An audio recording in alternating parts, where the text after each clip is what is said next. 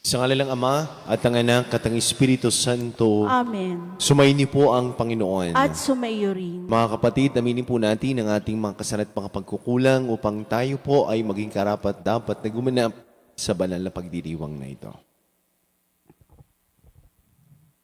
Inaamin ko sa makapangyarihang Diyos at sa inyong mga kapatid, na lubha akong nagkasala sa isip, sa salita at sa gawa, at sa aking pagkukulang, kaya isinasama ko sa mahal na Birheng Maria, sa lahat ng mga anghel at mga banal, at sa inyong mga kapatid, na ako'y panalangin sa Panginoong ating Diyos. Kawan po tayo ng makapangyarihang Diyos, patawarin po tayo sa ating mga kasalanan, patubayan po tayo sa buhay na walang hanggan. Amen. Panginoon, kaawaan mo kami. Panginoon, kaawaan mo kami. Kristo, kaawaan mo kami. Kristo, kaawaan mo kami. Panginoon, kaawaan mo kami. Panginoon, kaawaan mo kami. Manalangin po tayo.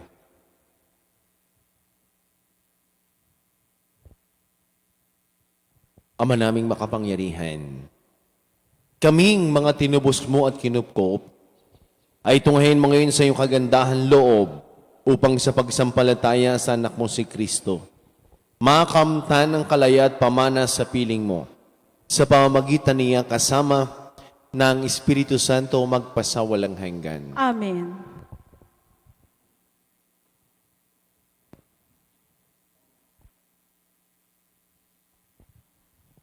Pagbasa mula sa unang sulat ni Apostol San Pablo sa mga taga-Korinto. Mga kapatid, tungkol naman sa mga walang asawa, wala akong maibibigay na utos mula sa Panginoon. Ngunit bilang isang taong mapagkakatiwalaan dahil sa habag sa akin ng Panginoon, magbibigay ako ng aking kuro-kuro. Dahil sa matinding kahirapan sa kasalukuyan, inaakala kong mabuti pa sa isang tao ang manatili sa kanyang kalagayan. Ikaw ba'y may asawa na? Huwag kang makipaghiwalay. Wala ka bang asawa? Huwag mong hangaring magkaasawa. Kung ikaw ay mag-asawa, hindi ka nagkakasala. At kung ang isang dalagay mag-asawa, hindi siya nagkakasala. Ngunit magdarana sila ng mga kahirapan sa buhay na ito, at iyan ang ibig kong maiwasan ninyo. Ito ang ibig kong sabihin, mga kapatid. Malapit na ang takdang panahon, kaya't mula ngayon, ang may asawa'y mamuhay na parang walang asawa. Ang mga nananangis na parang di nananangis. Ang mga nagagalak na parang di nagagalak. Ang mga namimili na parang walang ari-arian.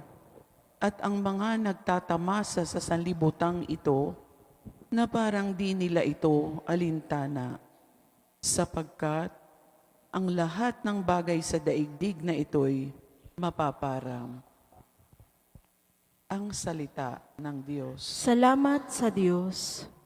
Salmong tugunan, O kabiyak ng hari namin, ang payo ko'y ulinigin. O kabiyak ng hari namin, ang payo ko'y ulinigin. O kabiyak nitong hari, ang payo ko'y ulinigin. Ang lahat mong kamag-anak at ang madla ay limutin. Sa daglay mong kagandahan, ang hari ang paibigin. Siya'y iyong Panginoon, marapat na iyong sundin. O kabiyak ng hari namin, ang payo ko'y ulinigin. Ang prinsesa sa palasyo'y pagmasdan mo't anong ganda. Sinulid na gintong-ginto ang niyaring damit niya. Sa makulay niyang damit, sa hari ay pinapunta. Haharap sa haring yaong, mga abay ay kasama. O kabiyak ng hari namin, ang payo ko'y ulinigin. Sama-samang masasaya, ang lahat ay nagagalak, na pumasok sa palasyo at sa hari ay humarap. Darami ang iyong supling, sa daigdig maghahari, kapalit ng ninuno mo sa sinumang mga lahi. O kabiyak ng hari namin, ang payo ko'y ulinigin.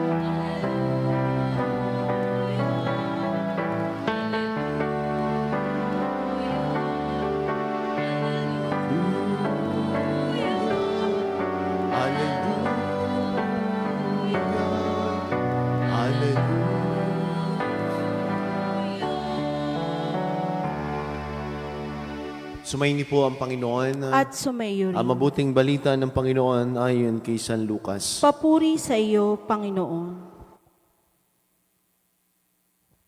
Noong panahon ngayon, tumingin si Jesus sa mga lagad at kanyang sinabi, "Mapalad kayo mga dukha sapagkat ang Diyos ang mag-ahari sa inyo. Mapalad kayo mga nagugutom ngayon sapagkat kayo ay bubusugin. Mapalad kayong mga tumatangis ngayon sapagkat kayo ay magagalak. Mapalad kayo kung dahil sa anak ng tao kayo ay kinapuputan, pinagtatabuyan at inaalimuran ng mga tao at pati ang inyong pangalan ay kinasusuklaman. Magalak kayo at lumukso sa tuwa kung ito'y mangyari sapagkat malaki ang inyong gantimpala sa langit. Gayon din ang ginawa ng kanilang mga ninuno sa mga propeta. Ngunit, sa aba ninyong mayayaman ngayon sapagkat nagtamasa na kayo ng kaginhawaan. Sa aba ninyong mga busog ngayon sapagkat kayo ay magugutom.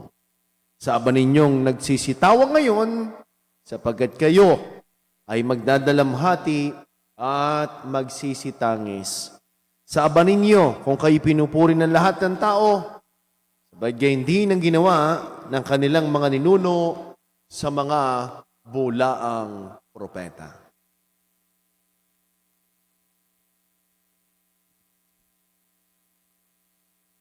Mga minamahal kong mga kapatid, ang mabuting balita ng ating Panginoon. Pinupuri ka namin, Panginoong Heso Kristo. Magandang umaga po sa ating lahat. Sa mga may birthday po ngayong araw na ito, happy birthday po. Kay Ate Francia Aguila, happy birthday. Sa mga nagdiriwang ho ng kanilang wedding anniversary ngayong araw to, congratulations. Saan man po kayo naroroon sa ating mga mahal sa buhay na nasa ibang bansa. Saan man po kayong dako naroroon, patuloy po kayong ingatan at gabayan ng ating mapagpalang Diyos. Ngayon ho ay araw ho ng Miyerkules. At sa unang pagbasa, sa aklat ho ni Apostol San Pablo sa mga taga-Korinto, marahil ang dating ho nito ay parang negative. Litigate sa mga mag-asawa. Pero ito ho ay hindi nanggaling kay Jesus. Maliwanag. Ang sabi ni San Pablo, ako ay magbibigay ng aking kuro-kuro. Galing kay San Pablo at hindi galing kay Jesus. Ano ang sabi niya? Wala ka pa bang asawa? Huwag mo hangaring magkaasawa. Yan. May nakikinig din ng asawa. Huwag nang hangarin daw. Sabi ni San Pablo, ha? Medyo lumakas ang inyong loob. Ano po? Kung ikaw ay mag-asawa, hindi ka nagkakasala, at kung isang dalaga ay mag-asawa, hindi siya nagkakasala.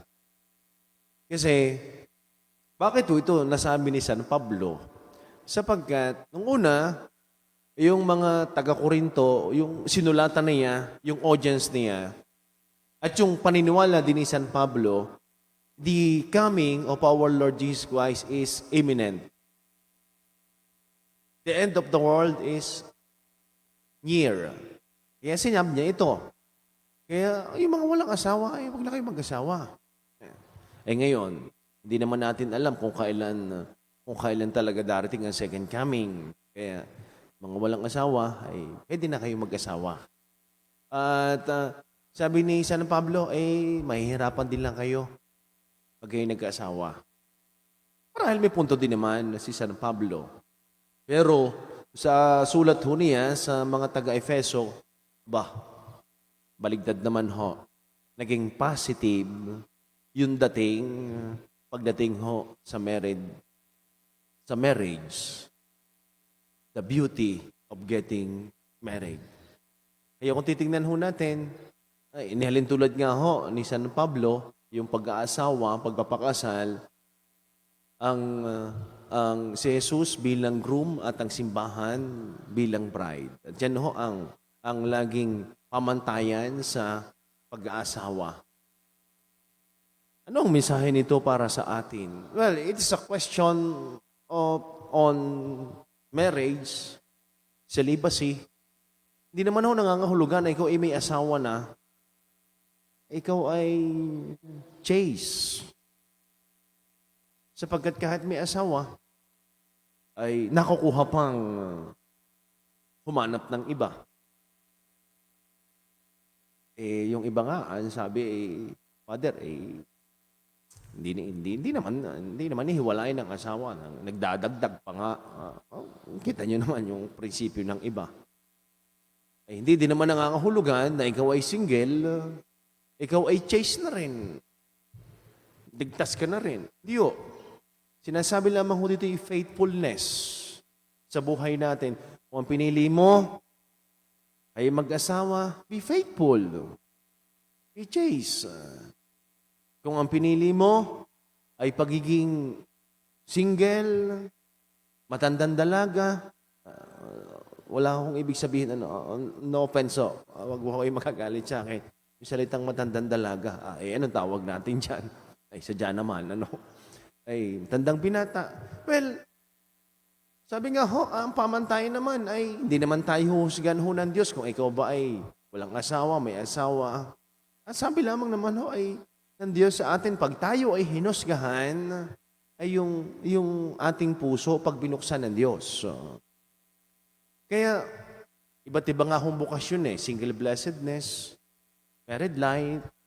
Kami, sa parte ho namin, sa priesthood, sa mga madre, pinili nila maging single, maging chaste.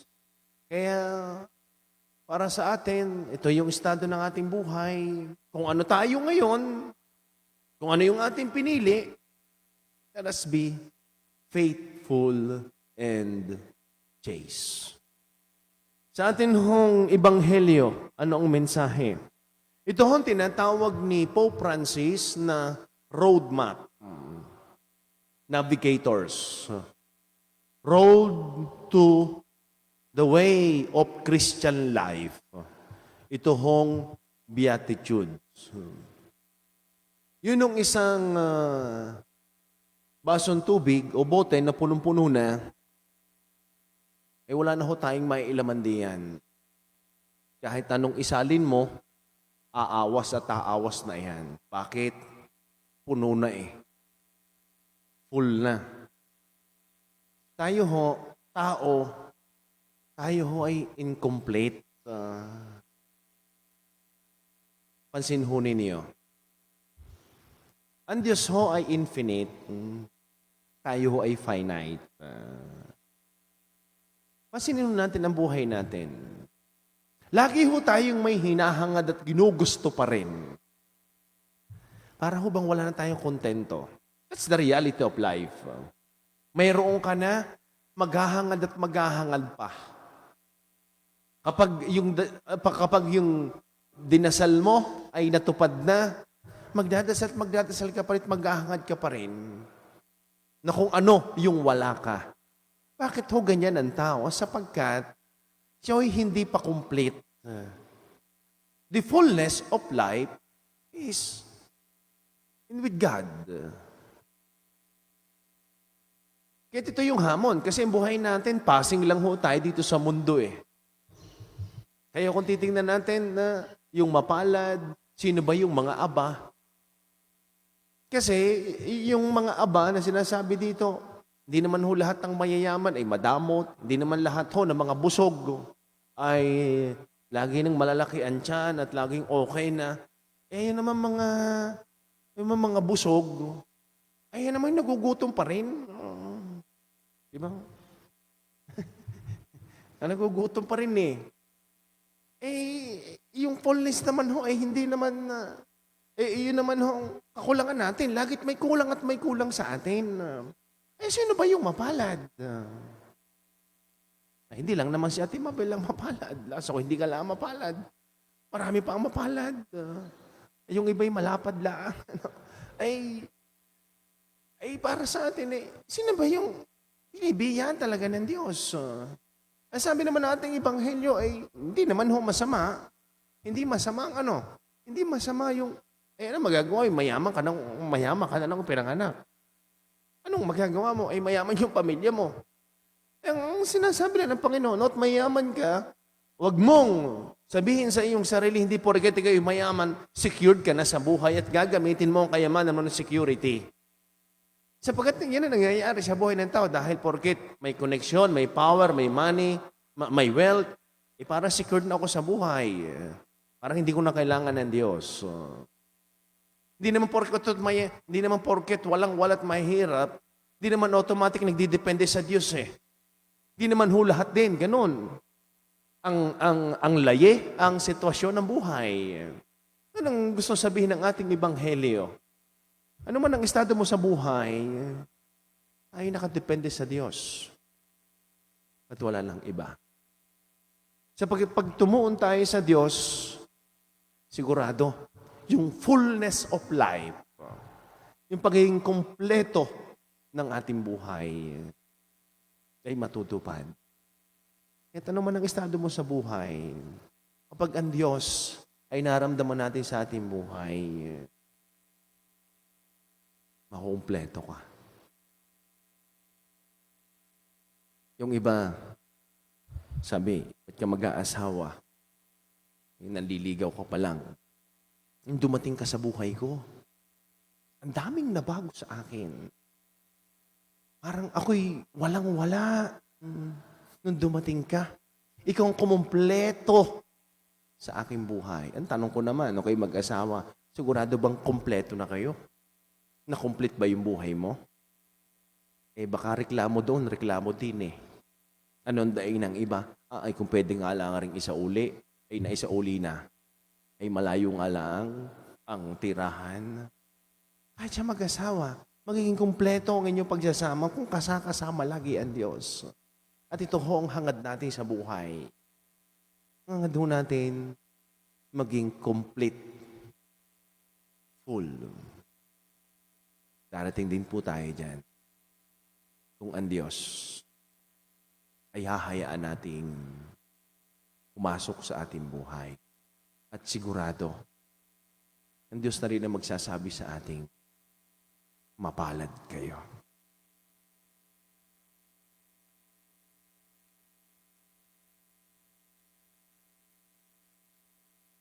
Mayaman man o mahirap, lahat tayo ay sama-samang tinatawag ng Diyos bilang kanyang mga anak ng kaharian. Manalangin tayo sa Ama ng may tunay na puso. Ang ating tugon, Diyos ng pagpapala, lingapin mo kami. Diyos ng pagpapala, lingapin mo kami.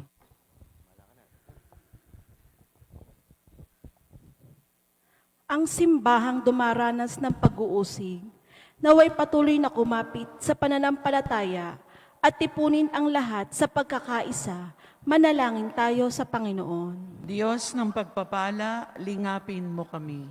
Ang mga dukha at mga nangagugutom, naway tumanggap ng kanilang kabusugan sa pamamagitan ng tapat na paglilingkod ng ating mga pinuno.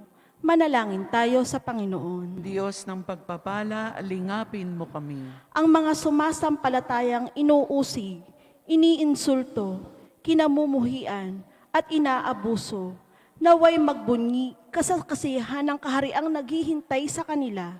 Manalangin tayo sa Panginoon. Diyos ng pagpapala, lingapin mo kami. Ang mga may sakit at mga matatanda, naway makadama ng kasiguruhan sa pamamagitan ng ating pag-ibig at pag-aaruga sa kanila. Manalangin tayo sa Panginoon. Diyos ng pagpapala, lingapin mo kami. Ang mga tapat na yumao, naway tumanggap ng habag ng Panginoon sa tulong ng ating mga panalangin. Manalangin tayo sa Panginoon. Diyos ng pagpapala, lingapin mo kami.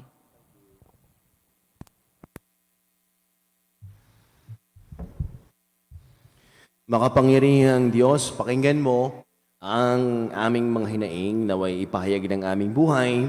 Ang kaligayang inihanda mong maging amin sapagkat ikaw ay aming Panginoon ngayon at magpakailanman. Amen.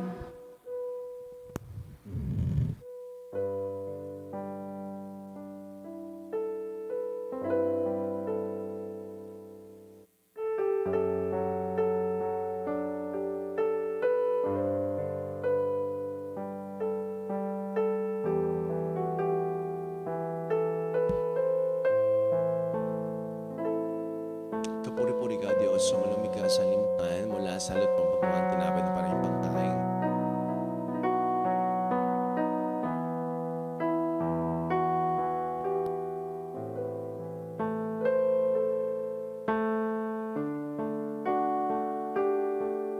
Kapuri-puri ka, Diyos, sa malumig ka sa limutan mula sa katas ng mas pagkakalata para maging tuming, nagbibigay ng mga espiritu. Puri-puri ang iyong Noon at kailan.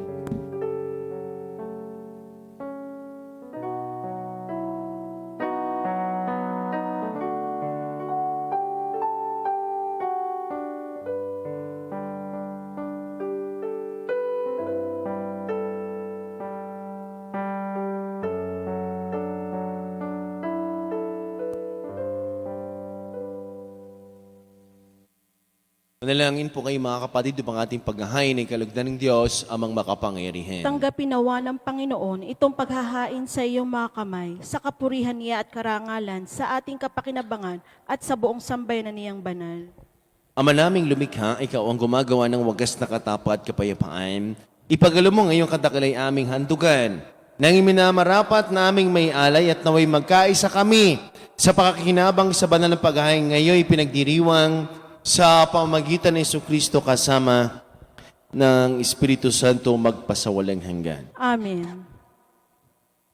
Sumayin niyo po ang Panginoon. At sumaiyo rin. Itas po sa Diyos ang inyong mga puso at diwa. Tinaas na namin sa Panginoon. Pasalamatan po natin ang ating Panginoon Diyos. Marapat na siya'y pasalamatan. Ama naming makapangyarihan, tunay ngang marapat na ito'y aming pasalamatan. Pinagbibigyan mong ito'y aming maihayag. Kahit na ito'y walang anumang may daragdag, sa kadakilang sa iyo ay likas. Sa pagpupuri namin ang nakikinabang ay kami rin iyong pinakikiharapan sa pamagitan ng iyong anak na minamahal. Kaya, kaysa ng mga anghel na nagsisiawit ng papuri siya ng walang umpay sa kalangitan, kami po ay nagbubunyi sa iyong kadakilaan. Santo, Santo, Santo Panginoong Diyos ng mga hukbo, napupuno ang langit at lupa ng kadakilaan mo. O sana sa kaitaasan, pinagpala ang naparirito sa ngalan ng Panginoon. O sana sa kaitaasan.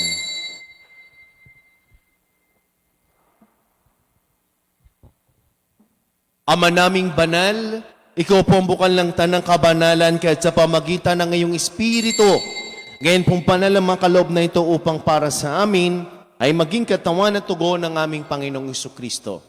Bago niya, pinagtiis ang kusang loob na maging handog, hinawakan niya ang tinapay, pinasalamatan kaniya, pinaghati-hati niya, ninubot sa kaniyang mga alagad at sinabi, tanggapin ninyong lahat ito at kanin ito ang aking katawan na ihahandog para sa inyo.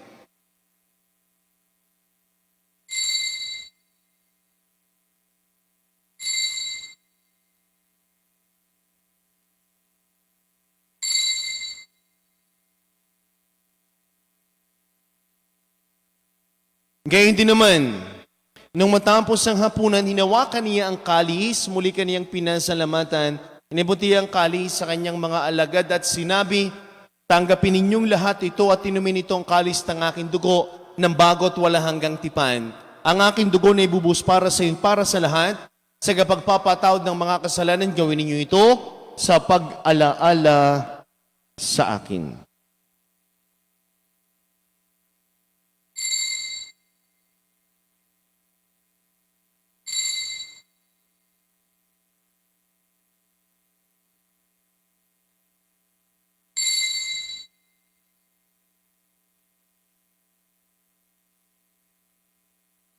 Ang misteryo ng ating pananampalataya. Si Kristo'y namatay, si Kristo'y nabuhay, si Kristo'y babalik sa wakas ng panahon. Ama, ginagawa po namin ngayon ang pag-alaala sa pagkamatay at muling pagkabuhay ng iyong anak. Kaya tinialay po namin sa iyo ang tinapay na nagbibigay buhay at ang kalis na nagkakaloob ng kaligtasan. Kami nagpapasalamat dahil kami yung minarapat. Tumayo sa harap po para maglingkod sa iyo. Sinasamo namin kami magkakasalo-salo sa katawan tugon ni Kristo ay mabuklod sa pagkakaisa sa pamagitan ng Espiritu Santo. Ama, lingapin mo yung simbahang laganap sa buong daigdig. Puspusin mo kami sa iyong pag-ibig. Kaysa ni Francisco na aming Santo Papa at ni Gilbert na aming Arsobispo at ng lahat ng mga kaparian. Alalahanin mo rin po ang mga kapatid naming nahimlay na. Nang may pag-asang sila'y muling mabubuhay, gayon din ng lahat ng mga pumanaw. Kaawaan mo po sila patuloyin sa iyong kaliwanagan. Kaawa mo at pagindapatin kaming lahat na makasalo sa iyong buhay na walang wakas. Kaysa ng mahal na Birheng Maria na ina ng Diyos ni pong San Jose na atin ding pong patron. Kaysa ng lahat ng mga apostol, San Jose Marelo, at ang lahat ng mga banal na namuhay dito sa daigdig ng kalugod-lugod sa iyo. May pagdiwang nawa po namin ang pagpupuri sa kararangal mo sa pamagitan ng anak na aming Panginoong Heso Kristo.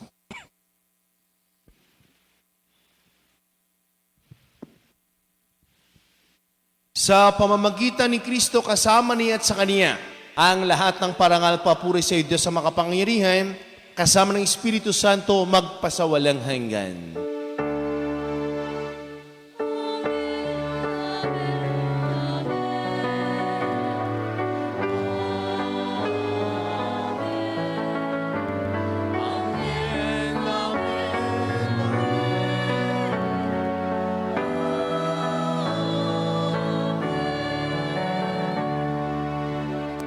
Sama-sama po nating awitin ng may kababaan ng loob at lakas ng loob ang panalangin tinuro sa atin ng ating Panginoong Jesucristo.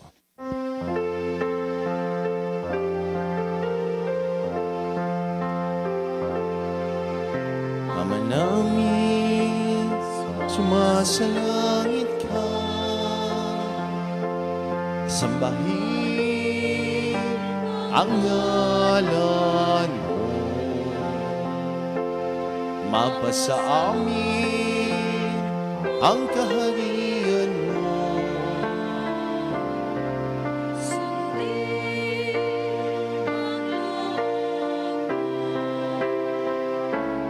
Ito sa lupa para ng sa langit. Yan kami sa araw-araw at patawarin mo kami sa aming mga sala para na pagpapatawad namin.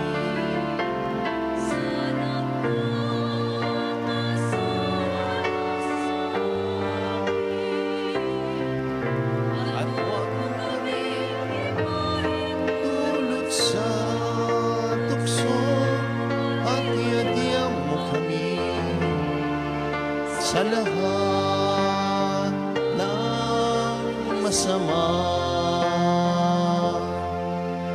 Inihiling po namin kami adiyan sa lahat ng masama, pagkalooban ng kapayapaan araw-araw, ligtas sa kasalanan at ilayo sa lahat ng kapahamakan. Samantalang aming pinananabikan ang dakilang araw ng pagpapahayag ng tagapagligtas naming si Hesu Kristo. Sapagkat iyo ang kaharian at ang kapangyarihan at ang kapurihan magpakailanman. Amen. Panginoong Kristo, sinabi mo sa iyong mga apostol, kapayapaan ang iniiwan ko sa inyo. Ang aking kapayapaan ang ibinibigay ko sa inyo. Tungayin mo ang aming pananampalataya at ang aming mga pagkakasala. Pagkaloob po kami ng kapayapaan at pagkakaisa-ayos yung kalooban, kasama ng Espiritu Santo magpasa walang hanggan. Amen. Ang kapayapaan po ng Panginoon ay lagi ng sumainyo. At sumaiyo rin. Mga minamahal ko mga kapatid, magbigayin po kayo ng kapayapaan sa bawat isa. Peace be with you po. Kordero ng Diyos na nag-aalis ng mga kasalanan ng sanlibutan, maawa ka sa amin.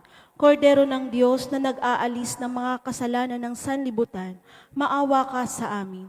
Kordero ng Diyos na nag-aalis ng mga kasalanan ng sanlibutan, ipagkaloob mo sa amin ang kapayapaan.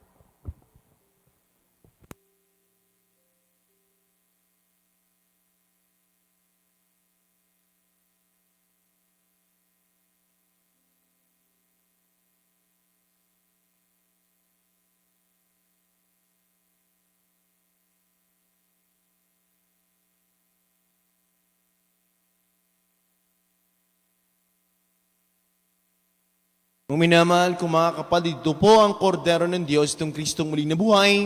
Siya nag-aalis ng mga kasalanan sa libutan.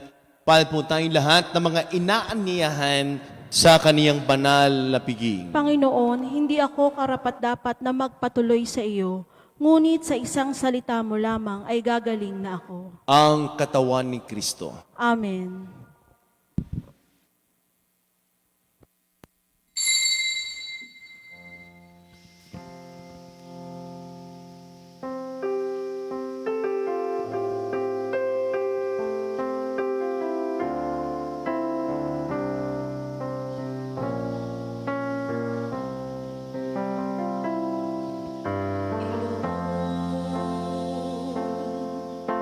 Lahat ng takot sa inyo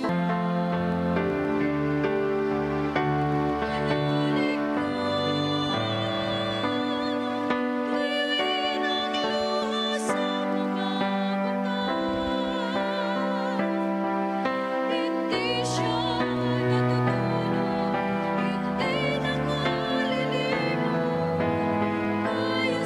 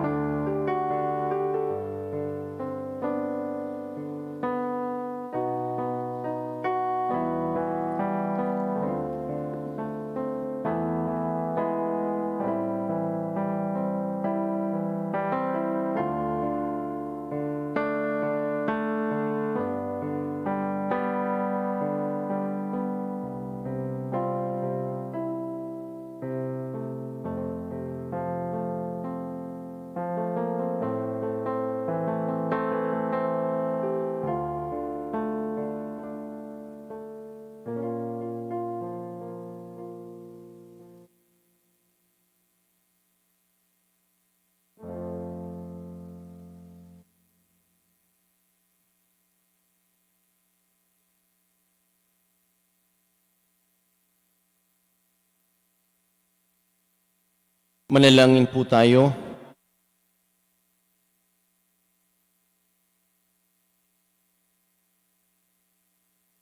Ama naming mapagmahal, tunghayan mo po at lingapin ng isang bayanan na may rapat makinabang sa piging ng pangmagpakailanman, ipagal mo kami malawalhating makarating sa pagkabuhay na magtatampok sa aming sa impiling sa pamagitan ni Jesucristo kasama ng Espiritu Santo magpasawalang hanggan. Amen. Sumayin niyo po ang Panginoon. At sumaiyo rin. May po lahat na natipon ngayon kasama na po yung mga mahal sa buhay at buong pamilya ay pagpalain, ingatan, gabayan, subaybayan, lingapin ng ating mapagmahal ni Diyos. Sa ngalan ng Ama at ng Anak at ng Espiritu Santo. Amen. Ang misa'y naialay na taglinin niyo ang pag-ibig ng Diyos. Salamat sa Diyos. Magandang umaga po sa ating lahat.